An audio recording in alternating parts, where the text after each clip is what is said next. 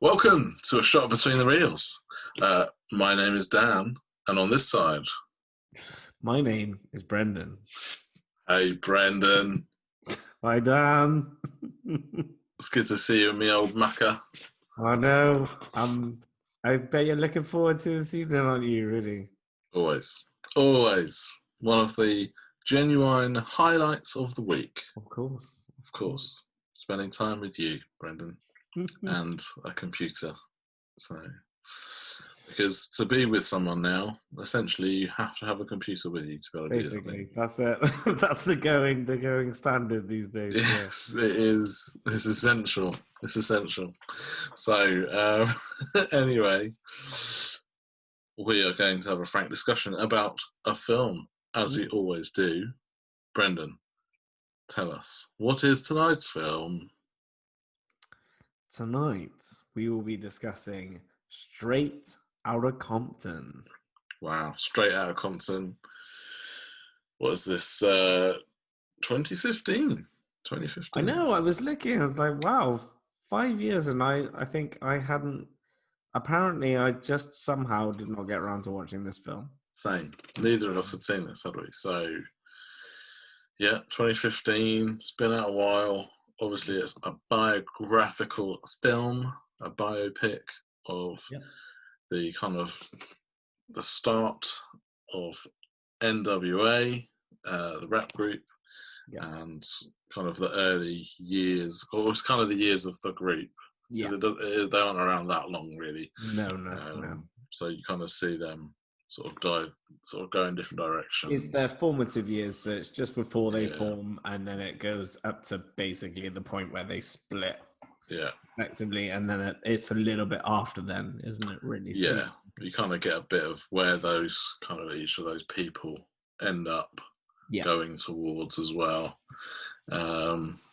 It's mainly three other guys, isn't it? Really? So it's Dr. Dre, of course. It's Eazy-E, and it's Ice Cube. Who are kind of like they're like the three main guys, aren't they? Really? It's showing like the key players or the people that maybe are most well known. You do see other faces drop in that if you're like at all into this type of music, you absolutely know. So you'll know like Snoop Dogg shows up at one point. Yeah. And I think you even have Tupac shows up in there. Yeah, he's in the booth. At one moment, and then you've got like various other kind of like key players.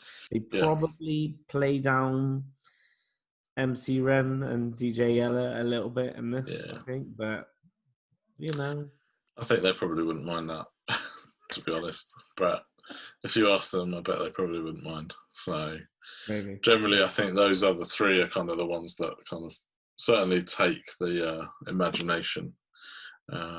Sure. So yeah. Shall we get into it? Let's do a review. Let's do a star rating. So Brendan, do it. Hit me with your rating now. Do it. My rating for this film, we were saying before how I'd gone a little bit back and forth between two different ratings. I started this film, I watched it just over a week or so ago, so it's had time to kind of settle for me a little bit. It's marinated. Yes. I think I am settling on 4.5. Ooh, 4.5, Brendan? Very generous. Yeah, very generous. Very good. So, I watched this more recently than you did, and I really enjoyed this film. Mm-hmm. Out of a potential 5 stars, Brendan, I gave this film 4 stars. Interesting. 4. Yes. So, there's a few things that I really loved about this film. I think there's a few question marks I have, which we can discuss. Yeah. But Brendan, why don't you start us off? What did you think? So it's interesting where we kind of settled on our star ratings, because like I said to you that I'd been thinking back and forth about what I wanted to rate this, initially, I was exactly the same as you, dead on 4 stars. And as time has progressed, I bumped it up half a star. Reason being, when I think back on what this film shows, so we've got a lot of great performances, I think great casting as well. And there are when I was kind of writing up my notes, and I was talking about either scene stealing moments or best scenes, and there were so many that I was writing out and thinking, I think they nail the tone of this film really well, and they quite evenly tread a line where they're talking about difficult issues. So we're talking about, the war on the police and how it was for them in the day to be a Black person in that community, and the fact that they felt very much like their lives are in danger, but they were put into a life that they didn't necessarily ask for, and out of that they forged a career out of it. And I think they did it really well. I genuinely think it's done really well for a biopic. It's really fantastic. We got not only that, but obviously I think you probably have to subscribe to enjoying the music. I think you do have to enjoy the culture of it. When I grew up, I did listen to some of this kind of music, and so I do have a love for it. And I've actually been listening to a lot of N.W.A after watching this film. But I did find that listening to it again, you just have a renewed respect, I think, for the creativity that's involved and in what they made out of this film. I personally just think it's probably Hollywoodized to a certain degree. That's to be expected, I think. Yeah. But yeah, you get a bit more of the story and the background, and the actors themselves bring even more life to the characters that they're portraying. And there's so much props to the actors in this film. I think, especially, so I think it probably goes without saying, but Ice Cube's son portraying his dad is actually kind of completely mad, but it's brilliant. It totally works. I mean, he's really great, and so that's O'Shea Jackson Jr. I should say. Who's like, it's funny, isn't it? Because he's basically the same name as well. Yes, yeah, which is also kind of hilarious. It's funny on the credits on IMDb. It's like O'Shea. It doesn't say he's playing O'Shea Jackson Jr., but it could do, couldn't it? Yeah, exactly. And I mean, because also he's like virtually the spitting image of him as well, which is absolutely is brilliant. It's really good. It might as well have just been like they de-aged him, but I think all of that is, so that's really good. And then also you've got, man, Jason Mitchell doing a turn as Easy, which I think is he's absolutely brilliant as well. I mean, he's essentially almost the central focus to this film. So he's more or less a central character, as much as maybe we did talk about it being the main three, but I think a lot of it shines on him because it's about how he's initially approached, isn't he, by Jerry Heller, and then it becomes like about him forming N.W.A being like a larger than life thing, and then seeing the journey. So I think all the interactions between the cast, the way the cast is kind of done, and then all the scenes. I mean, I personally, over time, I think it just kind of bumped it up in my estimation, because I think culturally it feels like an important film, and then also, if you're into this kind of thing, I think that gives you even more of a higher respect for it. But how about yourself? Yeah, no, definitely. I think if you've got that background of having listened to the music, which I also have as a teenager, not with my, parents did not realise what I was listening to. Probably about 14, which was way too young to be listening to it, really. But loved it. Loved N.W.A. I loved Eazy-E. Had one of his albums as well. I think having that sort of gateway into the music, and then as you hear some of those songs, I'm like, oh yes, I remember that one, and just really enjoyed that side of things. Particularly for me, it was fun. It was interesting as well to see things like, I didn't realise that Ice Cube had written most of those lyrics. which I was just like, wow, okay, fascinating. And obviously, kind of getting more of an appreciation of what Dre does. Yeah. Because there's an element that, as a producer, it can be quite hard to sort of work out, well, what has that person done?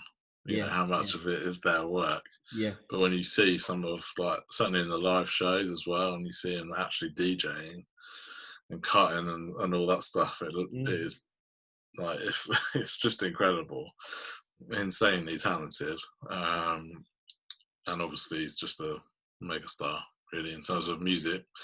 Yeah. So that side's really great, and seeing like the relationships, how they change and evolve, and I knew some of the dynamics, or as I was watching it, I was like, yes, I remember hearing about that. I knew that Eazy and Ice Cube fell out. Mhm. I knew that Eazy died as well of HIV and Mm. AIDS, and it's just really interesting seeing that stuff. Um, I think a few of my bugbears or question marks. Okay, Oh, so yeah. there's an element that there's a few times where I felt like, are we ever going to really see Dre in a bad light? And we kind of see Ice Cube be a bit leery in that record label's office, that guy. Yes. Yeah. Yeah. Great scene, Um, by the way. Really great scene. Yeah. but then you never think they're bad. Um, and that's but when you know that they're producing the film and they're heavily involved in how it's made, I did see that. Yeah. I would Yeah. just like, how much of this is real? How true True. Yeah. is it that Watson, or it probably isn't going to be. No. It doesn't mean that it's less entertaining. It's still really entertaining. Yeah. Very much so. But that was always in the back of my head, because I particularly felt like Dre goes. I mean, maybe he was more squeaky clean than everyone else, but he seemed to be kind of almost like the film's hero. Yeah, You know definitely. what I I mean? mean, morally, it doesn't seem like there's anything kind of wrong with him, does it? Because Yeah, you get like, this is the family that he's in. His mother's horrible to him, doesn't really understand him. yeah, He moves away, and then he's in with kind of like a wrong crowd, but yeah, he's doing it for the music, loves the music, yeah. doesn't want to do anything bad. I mean, I don't think you even really see him in any kind of bad situation throughout the entire No, film. it's just the bit where he speeds in the car. Yeah, I got yeah, caught speeding. that's basically it. Which is Yeah, it's interesting looking back at it with you, the knowledge of what you're saying there. I agree. I think they're telling a story from their point of view very much, yeah, and obviously it's going to be that way when they're so heavily involved in the film. yeah, But and that's fine. I don't think it spoils it, no, and but it's in the back of the old head when you're watching it. I think if you Um, look at the way they are as people, how would you expect this film to be made if it wasn't made any other way than that? yeah, it's true. It's They true. they talk a big game at the beginning about how they never want to be controlled by anyone. Like they're going to do things their own way. If they were going to make this film, I don't feel they would let it release unless they had full control on what Yeah, was said in it, which is yeah, exactly what they did. And you yeah, know, you could argue that is authentic N.W.A. right there because they yeah, had control over the narrative. They decided yeah. what they wanted to say, just like they True. did with their music from the very beginning. They said, "This is how we're going to do it." And you get those amazing scenes, don't you, where they're told off by the police, like we don't want you can go on stage, but you aren't singing particular Yeah, songs, yeah, and then they go on stage and they sing exactly the song they're yeah, told not to sing. So I think like it kind of epitomizes what it really is.